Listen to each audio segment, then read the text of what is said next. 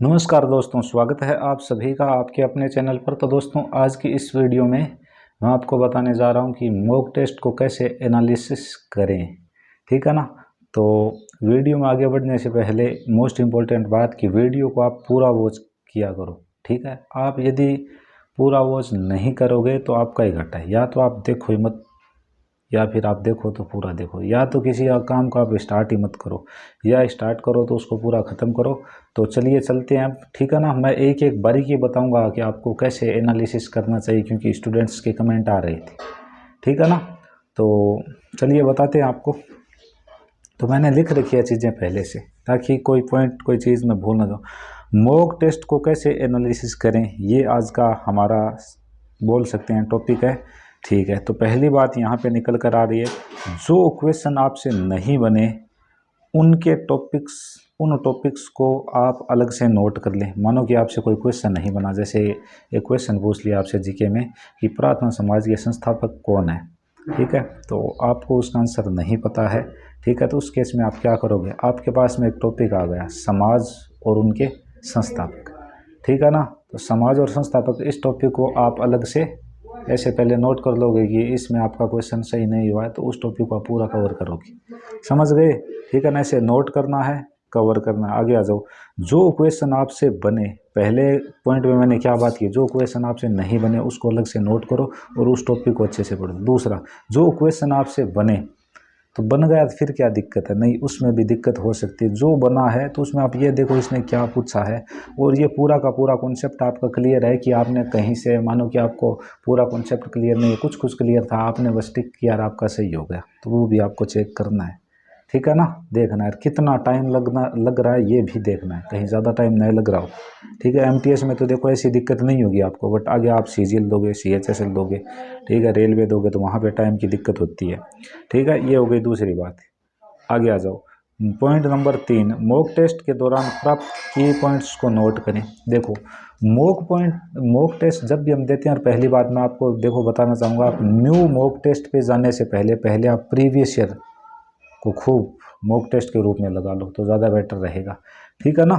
तो तीसरा पॉइंट क्या है, तीसरा पॉइंट यही है कि की पॉइंट्स मिलेंगे। देखो, आपको यहाँ पे लैंग्वेज के थ्रू की पॉइंट मिलेगा, कोई फॉर्मूला मिल सकता है, तो जो भी आपको मिले ना थोड़ा अलग सा, आपको, आप जब भी एक मॉक टेस्ट दोगे आपको कोई ना कोई चीज़ नई सीखने को मिलेगी, तो उसको आप अलग से नोट करो। ये हम बोल रहे हैं, वो नहीं करोगे तो घाटा आपका है। ठीक है ना। अलग से नोट करो, जितने भी पॉइंट्स निकल के आए उन सभी को याद भी करना आपको। तो ये हो गई अगली बात। पॉइंट नंबर 4, नेक्स्ट मॉक लगाने से पहले पिछले मॉक की कमियों पर काम करें। देखिए, आपने मानो कि आज पहला मॉक लगा लिया और आपकी जो कमियां हैं वो निकल कर आई है 7-8। ठीक है, तो जब आप नेक्स्ट मॉक लगाओगे उससे पहले ये जो आपकी कमियां आई है इन पे आप अच्छे से वर्क कर लो। इनको यदि आप इन पर आप अच्छे से काम कर लोगे, ठीक है, कॉन्सेप्ट को अच्छा कर लोगे, तो नेक्स्ट जो मॉक टेस्ट आएगा ना आपका, उसमें आपका स्कोर बूस्ट हो जाएगा। यदि आप काम नहीं करोगे तो भैया कोई गारंटी नहीं है कि आपका स्कोर बूस्ट होगा। ठीक है, तो ये हो गया पॉइंट नंबर आपका कितना, 4 है। पॉइंट नंबर 5 के बारे में बात करना चाहेंगे, मॉक टेस्ट में तुक्का कम से कम लगाएं। ठीक है ना। मॉक टेस्ट में आपको तुक्का कम से कम लगाना है। क्यों? क्योंकि यदि आप तुक्के लगाओगे तो आपको तुक्के लगाने की आदत पड़ जाएगी। ठीक है ना, इसलिए आपको कम से कम तुक्का लगाना है। ठीक है, देखो, हमें जब सेक्शन फर्स्ट में कुछ नहीं आएगा तो हम तुक्का लगा लेंगे, बट यहीं से हमें नहीं लगाना है तुक्का। ठीक है ना, नॉलेज गेन करना है बस। ये जो है, ये जो भी आप मॉक टेस्ट लगा रहे हो नॉलेज गेन करने के लिए लगा रहे हो, कि आप में कमियां क्या है, आप में खूबियां क्या है, कमियों पे काम करना है। डेली डेली डेली डेली आपके सामने कमी आएगी। वीक में मानो कि आप 5 से 7 कमियां अपनी दूर कर रहे हो, धीरे धीरे आप लगभग अपनी कमियों को दूर कर दोगे। कमियों को दूर करना, देखो, यदि आप ऐसे सिंपल अच्छा बनने जाओगे तो आप अच्छे कभी नहीं बन पाओगे। ठीक है, आप एक काम करो, आप यही काम करो कि अपनी कमियों को आप दूर करते जाओ। एक कमी, 2 कमी, ऐसे कमियों को दूर करोगे आप अपने आप अच्छे बन जाओगे। ठीक है ना, ये एक बड़ी बात है। ठीक है, सोचने का तरीका आपका अलग होना चाहिए। आगे देखो, ड्यूरिंग मॉक टेस्ट आप एलिमिनेशन मेथड का यूज करें। ठीक है, ये भी भाई बहुत अच्छी बात है। एलिमिनेशन मेथड का मतलब है आपके सामने एक क्वेश्चन के बाद 4 ऑप्शन दिए गए होंगे, 4 ऑप्शन में से आप, यदि आपको सीधा कोई ऑप्शन ऐसे लग रहा है प्रश्न पढ़ा सीधा उत्तर भैया ये, तब तो अच्छी बात। कल को आपको मानो कि थोड़ा सा भी पता नहीं चले तो आप वहाँ पे ये देखा करो कि ये 2 तो नहीं हो सकते, इन 2 में से कोई हो सकता है। ऐसे मतलब जो नहीं है उसको बाहर करो।